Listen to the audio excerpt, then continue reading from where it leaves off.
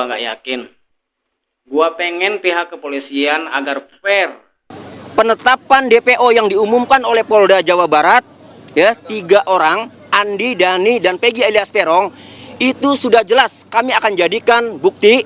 Lebih kami tekankan bahwa lebih kepada 2016 pada saat dilakukan penyitaan 2 unit motor rusak turun mesin, itu sama sekali tidak diberikan surat apa-apa, tapi yang kemudian motor itu tetap dibawa. Sampai hari ini tidak ada bukti suratnya bahwa kepolisian melakukan penyitaan terhadap 2 motor tersebut. Pertanyaan kami, di mana kira-kira bukti itu sekarang? Di mana bukti itu sekarang? Yang 4 panggil tuh, ya, yang 4 panggil, mintai keterangan. Bila perlu perlakukan seperti klien kami, Peggy Setiawan, ya, tangkap, tahan. Atau kalau mereka nggak berani itu lakukan klien kami seperti mereka, keluarkan, bebaskan, simpel kan, itu aja. Assalamualaikum warahmatullahi wabarakatuh. Balik lagi di channel Tok Review bersama Harry John di sini.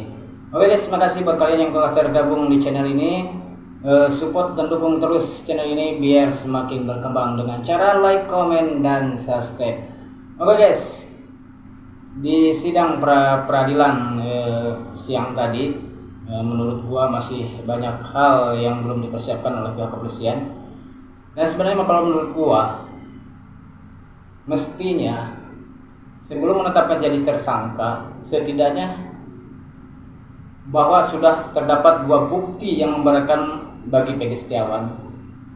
Ketika Peggy Setiawan dijadikan tersangka dan ketika itu Peggy Setiawan tidak ada di tempat, maka baru dijadikan sebagai DPO.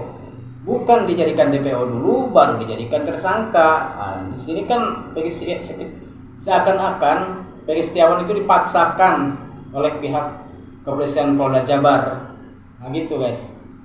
Berikut cuplikan video dari para pengacara yang hebat, dari para kuasa hukum untuk Peggy Setiawan, Bahwa DPO berbeda dengan Peggy Setiawan.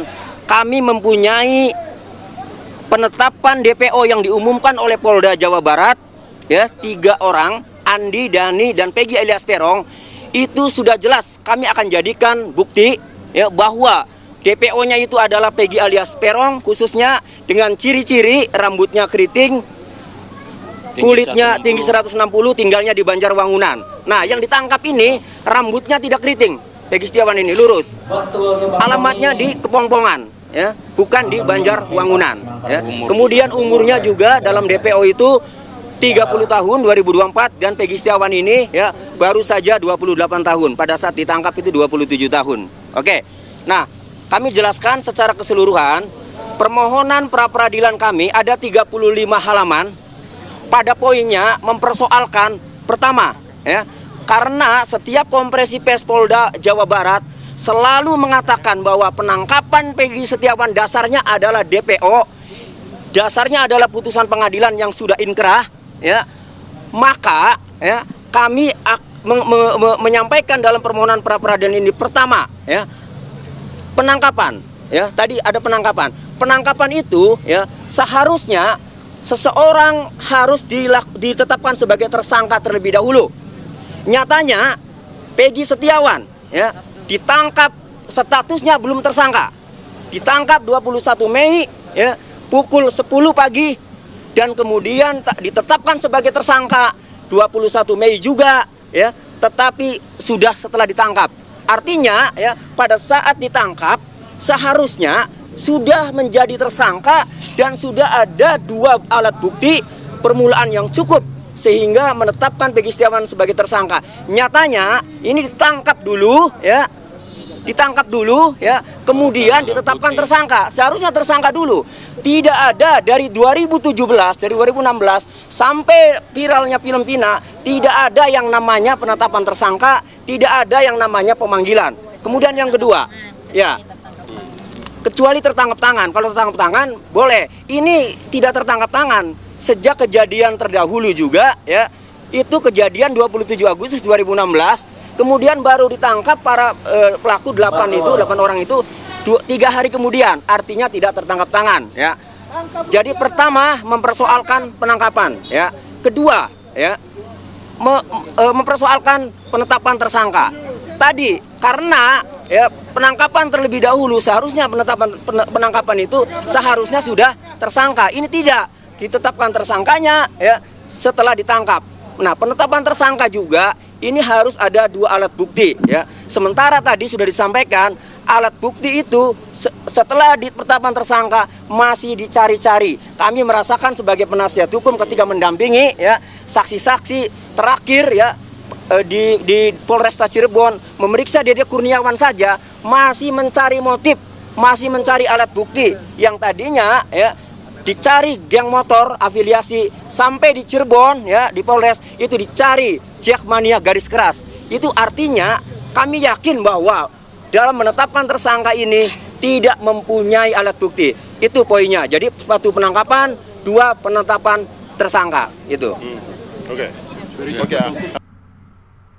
Jadi guys, saking ingin menetapkan Peggy Setiawan sebagai tersangka, dicari-cari kesalahan sehingga kesalahan-kesalahan bahwa disinyalir bahwa Peggy Setiawan sebagai fans berat daripada Jakmania garis keras. Kan sadis itu guys. Sesuatu yang tidak ada kaitannya diada-adakan. Jadi seolah-olah kan ini memang dipaksakan Peggy Setiawan itu harus menjadi tersangka, harus dijadikan pelaku. Padahal kan ini sangat tidak wajar, tidak fair. Seharusnya kan mencari bukti yang lebih real, di mana kita netizen Indonesia sebagai masyarakat Indonesia percaya bahwa keadilan itu masih bisa ditegakkan di negara tercinta kita ini. Lanjut guys. Ada informasi nggak seperti apa Peggy yang sebenarnya dicari ini? Apakah sudah ada informasi? Itu tadi ciri-cirinya yang dikasih tahu tuh. Ya, ada ciri-cirinya. Dimaksud Oh, itu kita belum ada. Enggak, sekarang begini. Kami Itu yang hadir harus di buktikan. sini. Kami hadir di sini semata-mata kita harus garis bawahi nih ya. Kita harus garis bawahi bahwa Ayo, Bang, ngomong Peggy yang benar, Setiawan itu bukanlah Peggy Peron. Iya. Jadi apapun perbuatan Peggy Peron, bagaimana peristiwa, kami tidak ada kaitan itu. Yang kami ingin Silakan buktikan, cari silakan sendiri. cari sendiri. Pengacaranya Yang kami di ingin Peggy buktikan, yang kami ingin Pemberani. bela di sini adalah orang yang Tidak atas bersalah. nama Peggy Setiawan tidak bersalah, tidak tahu menahu, kemudian ditarik, dimintai pertanggungjawab dalam perkara ini. Kira-kira seperti itu. Jadi atas landasan kesamaan nama aja. Ya, jadi Ya, Kalau kesamaan nama juga tidak sama. Apakah sama Peggy Setiawan dengan Peggy Peron? Kan ini 2 hal berbeda. Kemudian yang paling penting begini. 2016 dilakukan penggeledahan, bahkan penyitaan 2 unit kendaraan bermotor yang motor itu motor rusak. Rusaknya apa? Rusaknya turun mesin. Motor Suzuki Smash itu rusak, motor turun mesin, tapi tetap dibawa. Kemudian perkara ini senyap. Kalau saja Peggy Setiawan dari 2016 akan dilakukan penangkapan, kira-kira sudah dilakukan penangkapan bukan di 2024 ini. Pertanyaannya kenapa didiamkan? Dan harus penyitaan barang Iya, bukti barang juga itu bukti harus gimana? disertai dengan surat penyitaan barang bukti. Tapi pada saat penyitaan barang bukti itu tidak ada surat penetapan barang bukti atau surat penyitaan barang bukti dan tidak seizin pengadilan negeri. Penangkapannya juga kan nggak ada suratnya juga apa gimana? Iya betul, tidak ada. Lebih kami tekankan bahwa lebih kepada 2016 pada saat dilakukan penyitaan 2 unit motor rusak turun mesin, itu sama sekali tidak diberikan surat apa-apa, tapi yang kemudian motor itu tetap dibawa. Sampai hari ini tidak ada bukti suratnya bahwa kepolisian melakukan penyitaan terhadap 2 motor tersebut. Pertanyaan kami, di mana kira-kira bukti itu sekarang? Di mana bukti itu sekarang? Karena bukti tersebut juga tidak dimasukkan di dalam 8 terpidana ini sebagai alat bukti. Nggak masuk itu juga. Makanya kita menjadi pertanyaan kami, kira-kira penyidik apain sih terhadap motor itu? Diapain? Kita tunggu besok jawabannya. Karena persoalan 2 unit motor yang dilakukan penyitaan ini kami juga sudah mengajukan dalam permohonan kami. Kira-kira seperti itu. Terus gini. Apa yang Betul guys. Sementara kan yang DPO itu Peggy Peron, Andi, Dani, dan Peggy Peron. Sementara ini kan Peggy Setiawan. Tempat alamat pun berbeda dengan Peggy Setiawan. Kenapa dipaksakan Peggy Setiawan itu harus jadi tersangka? Lanjut guys. Ya, pertanyaannya adalah apakah Polda Jabar menghormati putusan hakim tahun 2017?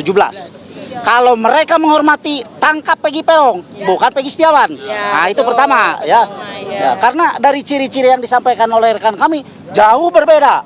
Ya, saya nggak usah kupas lagi karena sudah dikupas banyak ya. Siapakah Peggy Peron, siapa Peggy Setiawan. Itu yang pertama. Kemudian yang kedua, terakhir Kompolnas menyampaikan penyidik sudah mengantongi nama 5 Peggy Setiawan. Ya, saya minta kepada Polda Jabar, kalau memang ada 5 Peggy Setiawan di kantong penyidik, ya, yang 4 panggil tuh, ya, yang 4 panggil, mintai keterangan, bila perlu perlakukan seperti klien kami, Peggy Setiawan, ya, tangkap, tahan, atau kalau mereka nggak berani itu lakukan klien kami seperti mereka, keluarkan, bebaskan, simpel kan, itu aja. Oke, jadi pada inti Itu guys, 2 kendaraannya diambil. Sementara kan Peggy Setiawan tuh waktu itu ada di Bandung, kendaraannya rusak, yang satu punya pamannya. Kadang-kadang kita tidak masuk di akal dengan penyitaan ini tanpa ada surat keterangan, ada surat penangkapan. Jadi kadang kita bingung. Gimana menurut kalian guys? Benarkah Peggy Setiawan itu tersangka? Gua nggak yakin. Gua pengen pihak kepolisian agar fair. Gitu aja guys. Beres. Siapapun itu yang jadi pelaku, siapapun itu yang jadi tersangka, yang penting kebenaran, keadilan itu ditegakkan di bumi tercinta ini, Indonesia Raya. Mungkin gitu aja video reaction dari gue. Gue ucapin terima kasih buat kalian semua yang telah menonton video ini. Wassalamualaikum warahmatullahi wabarakatuh.